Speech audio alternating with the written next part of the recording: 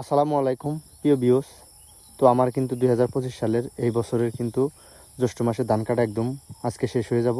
10 December ক্ষেত আজকে শেষ করে দেবো। তো আমার স্ক্রিমের ধানগুলো আনা শেষের দিকে, প্রায় 2টা ক্ষেত আছে। তো এরপরে কিন্তু একদম চকচকে হয়ে খেরের পালা দিয়ে সুন্দরভাবে হ্যান্ডছামিয়া কিন্তু ঘুরমু, কারণ হলো আমাদের ধান শেষ কাটা।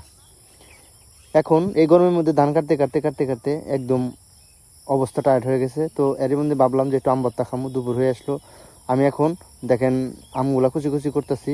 আমগুলা কুচি কুচি করার পরে আমার পাশে দেখেন শুকনো মরিচ চায়া রয়েছে। আমার পাশে আব্বা কিন্তু হাম্বল দিয়ে এই লেবুগুলা সিস্তাছে গরুরে খাওয়ানোর জন্য, কারণ গরুর অনেক অসুস্থ। তো দেখেন আমি এখন এই আমগুলা কুচি কুচি করার পরে এখন মরিচ দিয়ে ডলবো, ডলার পরে চিনি দিয়ে সুন্দরভাবে খামু। খাওয়ার পরে কিন্তু অনেক টেস্ট হবে, কারণ আজকে অনেক অনেক গরম, কারণ হলো একদম খারাপ লাগতেছে। তো দর্শক যাই হোক, আপনারা যদি আম ভর্তা খেতে চান এইভাবে আপনারা খাবেন। তো আমি কিন্তু শুকনো মরিচ দিয়ে ডলতেছি।